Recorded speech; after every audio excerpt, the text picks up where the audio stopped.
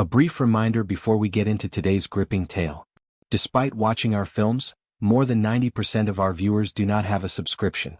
Take a moment to click the subscribe button and enable notifications if you like this kind of stuff so you don't miss any updates. Remember to like the video if you think this narrative is compelling. It is a huge benefit to us. I've been married to Michael for more than 14 years and my name is Emma. It was at college that we first met. At reunions, it's one of those stories that makes people smile. In those days, he was affable, quick-witted, ambitious, and always so certain of his direction. I was the more reserved one. I was quiet, concentrated, and attracted to consistency. At the time, it made sense for us to balance one another. Perhaps we were too young to get married. Michael was 25, and I was only 23. Our early years were characterized by ramen dinners, student loans, leased homes, and fights about who should do the dishes first. But despite everything, we remained in love. I believe that we did, however. When we were in our mid-30s, things had changed. I had left my job to raise our two children, Sophie and Ethan, while Michael had established a prosperous career in finance. At first, I was okay with that choice. I convinced myself that it was honorable to be at home for the children and that being there for them all the time would be more valuable than any salary. But little by little, I began to lose parts of who I was. The days started to blend together. Meal preparation, grocery lists, school drop-offs, early mornings, packed lunches, and late evenings. We stopped discussing important topics in between board meetings and Michael's business travels. Discussions evolved into updates. Hugs were customary. The practicalities of family life took the place of intimacy. I didn't give him all the responsibility. Both of us let the gap widen. The most painful thing, though, was how invisible I felt. Then everything started to change last spring. Ryan moved back next door at that point. He was the sole kid of the Georges who had lived next door to us for many years. I recalled Ryan as a bright, active child who enjoyed riding a bike with a group of lads or kicking a soccer ball. He moved to California for college when he was 18, and we didn't hear much about him for years. However, after his mother, Margaret, died, he returned as a 23-year-old recent graduate to take care of his father, who was not feeling well. He was unloading boxes from a U-Haul the first time I saw him again. For a moment, I didn't recognize him while I was mowing the hedges outside. Tall and broad-shouldered, he had the effortless assurance that many people in their 20s possess. Upon seeing me, he grinned and said, "Mrs. Owens?" I chuckled. "You're not allowed to call me that. It makes me sound ancient." He laughed. "Sorry, Emma. That was the beginning of it. Just a name, a grin, and a brief recap." I would see him frequently in the weeks that followed. In addition to walking their dog and mowing the lawn for his father, he occasionally sat on the porch and read or spoke on the phone. We talked about the weather, the news, and our common grievance with the delays in garbage pickup, as is customary for neighbors. Nothing out of the ordinary. However, our discussions began to get lengthier around the middle of summer. I was battling a broken sprinkler head in the backyard one afternoon. I didn't want to contact a plumber for something so trivial, and Michael was away as usual. Ryan came over after noticing from his porch. He asked, "Need help?" After hesitating, I nodded. He knelt next to me and began tinkering with the pipe, saying, "It's embarrassing. I've been wrestling with this thing for 20 minutes." I observed him working with patience, focus, and even a little amusement at my annoyance. The sprinkler sputtered back to life in a few minutes. He brushed dirt from his hands and remarked, "There. Not too difficult." I laughed. "Easy for you to say." Something changed right then. I sensed it, but it wasn't overt or dramatic. There was always a slight change in the atmosphere when he was present. When he saw me gardening, he would wave, stay a bit longer during our conversations, and ask me how I was doing, not just casually but with genuine interest, and I would find myself answering, not just out of courtesy but for another reason I wasn't yet ready to disclose. I started to anticipate seeing him. I would bring extra for him and his father when I baked. I used to look toward their porch when I went for a walk to check if he was there. It was not romantic. Not quite yet. I convinced myself it wasn't anyway. It was kindness, consideration, and someone seeing me for more than simply the good I did for other people. Then one late August afternoon something occurred that tipped the scales. The children were at a friend's house on a scorching day. Ryan came over with a folder in his hand as I was reading and sipping iced tea on the veranda. "Hey," he said. "Mind if I pick your brain about something?" he asked, explaining that he needed input on his personal statement for graduate school applications. I felt flattered. He recalled that before I quit to stay at home I was an English teacher. For well over an hour we sat there talking about his aspirations and his ambitions. He asked insightful questions, listened carefully, and restored my sense of relevance. "You should still be doing this, Emma?" He leaned back after a while and I stared at him, surprised. "Teaching, I mean. You're too smart to not be out there. Years have passed. I would be at a loss on where to start. You'd be fantastic though. That's clear." The words weren't the issue. He uttered things in a certain way. Sincere, unvarnished, as if he recognized something in me that I had long since forgotten. I had trouble sleeping that night. His voice kept coming to me, and I recalled the way he looked at me, not with sympathy or civility, but with sincere admiration. It made me feel something I had long suppressed. We spent more time with one another during the ensuing weeks. He would bring me a new book he thought I would enjoy, ask about my garden, and stop by with his dog. An explanation or an excuse was always available. But I believe we were both aware of the reality. No lines were ever crossed by us. The emotional lines, not the physical ones. Those blurred more quickly than I had anticipated. He stated softly one evening when we were sitting in my backyard watching the sunset, "You seem lonely sometimes." I wasn't sure how to react. I couldn't deny it, even though I wanted to seem like I was okay. Not with him. I confessed that sometimes. After giving me a nod, he gave me a sorrowful yet sympathetic gaze. I remembered the line, "You deserve more than just being someone's background character, Emma." As I prepared dinner, folded clothing, and sat by myself in the peaceful house after the children had gone to bed, it kept repeating in my head. I began to doubt everything. Was this the life I had settled for, or had I made a choice? Michael barely noticed the change. He was too preoccupied with meetings, work, his never-ending to-do list, and deadlines. He would casually inquire if everything was well. I expressed my fatigue to him. He would give a nod and go back to his phone. Conversely, Ryan paid attention. He gave me a sense of importance and visibility. I was clueless about what I was doing. Not at all. I had nothing planned. I had no intention of abandoning, betraying, or destroying. Simply put, I was lost. He also gave me a sense of belonging. However, I was aware that I was treading carefully even in the peaceful delight of our relationship. Everything might come crashing down with one mistake. It was innocuous, I assured myself, just companionship, just someone who gave me a sense of purpose again. However, I believe I knew in my heart that this would not remain innocent indefinitely. There was a calm sort of bewilderment in the days that followed. I was always assessing what I was doing, its appearance and its significance.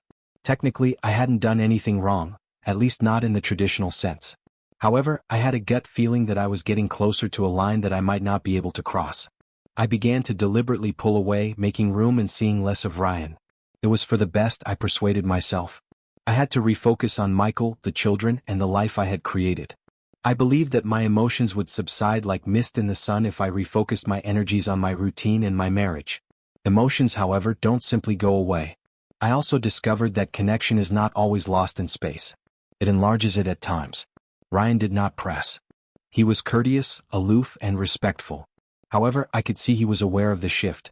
Though he visited less frequently, when our gazes met across the fence or from our own porches, there was a silent agreement between us despite the fact that his waves were shorter and his smiles were thinner. Both of us sensed the absence. On the surface, everything at home went on as usual. Michael continued to work long hours and was constantly exhausted and preoccupied. He had begun spending some nights in the guest room, stating that it helped him sleep better or relieve back discomfort. I refrained from arguing. The distance has become accustomed to us. It felt nearly normal because it had infiltrated so gradually over the years. However, it wasn't. Not at all. Fortunately, the children were blissfully ignorant. They were still sufficiently young to be engrossed in their own little worlds, complete with weekend plans and schoolwork. I packed their lunches, assisted with schoolwork, maintained appearances, and supported Sophie at her soccer matches and Ethan at his piano recital. But I was falling apart on the inside. Michael arrived home later than normal one evening. It was nearly midnight. I had been reading a book for 20 minutes, but I was only halfway through it while I sat on the couch. With a groan, he let his keys fall on the counter. I nodded and said, "Sorry, long day. These days you've had a lot of them." He massaged his eyes and took a seat across from me. "I am aware. It has simply been constant. The new customers are terrible." For some minutes we sat in silence. I sensed the distance between us. Huge, chilly, and brimming with unspoken things. My voice was softer than I had intended when I asked, "Do you ever feel like we're just roommates?" Startled, he looked up. He scowled. "I mean, we're just living together, going through the motions. From where is this coming?" I said, "I don't know, even though I did. I suppose I simply miss conversing. Are you serious? He let out another, more profound sigh. I'm trying my hardest, Emma. Work is too much to handle. We are needed by the children. Every night, we don't have time to sit and contemplate our marriage. For a brief minute, I thought I was staring at a stranger as I gazed at him. Michael, I'm not requesting a lecture. I'm requesting a discussion. He paced while standing. What precisely do you want me to say, then? That I apologize for being exhausted? That I ought to give up my work and spend my days with you sitting on the porch? It hurt. It was dismissive, but not because it was unkind. I didn't want everything. I had a request. No, I said quietly. All I want is for you to think you see me. For a brief moment, his face wavered between defensiveness and guilt, but he chose to leave the room without answering. Long after the house had fallen silent that evening, I continued to gaze at the ceiling. I kept thinking about Ryan and how he would listen to me when I talked, really listen, and never make me feel like I was asking for too much. I carried on with my routine the following day, running errands, cleaning, and making dinner. However, I was outside once more in the late afternoon, pruning the bushes close to the fence and closing our yards. It wasn't deliberate. That's what I told myself anyway. However, my heart took a little jolt when I noticed Ryan sitting on his porch, drawing in a notebook while wearing headphones. I waved after hesitating. He grinned, glanced up, and took off his headphones. Hey, stranger. I returned the smile. He approached me and paused a few feet away from me before saying, Hi. I know, I whispered, stroking my hair behind my ear. You've been scarce. He nodded slowly, just needed to clear my head. Was it beneficial? I don't know. The lengthy silence was full of unspoken things yet not uncomfortable. Suddenly he said, Do you want to take a walk? After a moment of hesitation, I nodded and said, Just around the block. Nothing serious. Okay. At first, the autumn air was crisp and the sky was tinted with early evening colors as we walked in quiet. The environment felt calm and motionless, and the crunch of leaves beneath our feet made it easier to ponder. At last he remarked, You're not crazy, you know? I gave him a look. For what? I asked, letting my breath out into the cool air. For feeling invisible, for wanting something more than just going through the motions. There are moments when I feel like I'm in the middle of my life and nobody is looking. He turned to me and stopped moving. I recognize you. Between us, the words lingered. Straightforward, truthful, and risky. I didn't answer. I was unable to. My eyes burned and my throat constricted. I tried to conceal the emotion that suddenly surfaced by turning my head aside. He refrained from pushing. Simply stood next to me in silence, giving me something I hadn't experienced in a long time. Existence. I sat on the edge of my bed that night and sobbed because I knew where my heart was going, and I had no idea how to stop it, not because I had done anything wrong. Tension was high during the ensuing weeks. I made another attempt to stay away from Ryan, but it seemed impossible. Our relationship was no longer hazy or unclear. Attempting to bury it merely made it more powerful because it was real. He never touched me or said anything improper. However, we felt like a delicate thread that was pulled too taut and ready to break. He left a book on my doorstep one afternoon. It was a work we had discussed in a previous conversation. It contained a note. You deserve silence when the world becomes too noisy. I felt as though the barriers I had put up around myself were coming down more quickly than I could fix them as I sat there with the book in my lap and looked at his handwriting. Having not written in a journal since college, I began doing so once more. I filled the pages to overflowing. My anxiety, my need, my guilt, and my bewilderment. I wrote about the woman I had become and the life I believed I wanted. And one reality kept coming to light throughout it all. I had a romantic relationship with someone other than my spouse. In every other significant manner, I had crossed the lines of my marriage, even if I hadn't physically cheated. Michael and I ate dinner together one evening in almost complete stillness. The children's weekend stay with their grandparents should have been a unique chance to catch up. We ate in two different universes instead. The only sound between us is the clink of silverware. After that, I finished washing the dishes and stood at the sink, gazing out at the street through the window. At that moment, I noticed Ryan using the streetlights to walk his dog. He raised his gaze to the mansion. I felt everything at once when our eyes locked. The pain of a life that might never be mine, the guilt, the possibility. Heart thumping, I jerked away and clutched the counter till my knuckles went white.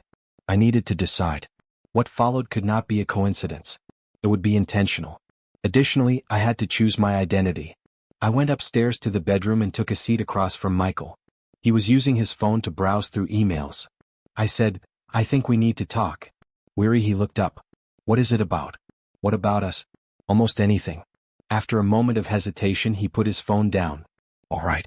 I opened my mouth to speak, but it took some time for the words to come out. There was too much of everything that had accumulated between us, too much time and too much stillness. When I eventually confessed, I don't feel like I'm living, he gave me a confused look and said, I feel like I'm surviving, going through the motions, and I don't think I can do it anymore. Are you saying that you want to leave? I don't know, I said with candor. Something needs to change, I'm saying. He leaned back and exhaled deeply. You're not content. No, I said. I also don't believe you are. There was no altercation at the end of the conversation. Just two people staring at the gap between them, finally admitting it exists, without any accusations or slamming doors. Ryan was not mentioned. Not quite yet. Later on that would happen. Before I could try to communicate it to anyone else, I needed to understand myself first. But I was certain of something. This was not the end of the story, whatever it was turning into. Not quite yet. The next few days were devoted to introspection. I cut all contact with Ryan and Michael. Not out of rage but out of need. I required clarification. I took early morning walks, sat in peaceful areas of the library, and wrote in my journal as I spent more time by myself. I looked in the mirror for the first time in years. I acknowledged that I had been lonely and that I had let my marriage's silence erode me. I also acknowledged that Ryan had turned into a mirror, reflecting my shortcomings but not providing all the answers. I knocked on Ryan's door one calm afternoon. I handed him a folded note, and he looked astonished but remained silent. Softly, please read it later, I said. I left after saying, I need space to rebuild myself, not through anyone else but on my own. Michael and I sat at the kitchen table later that night. I was honest with him.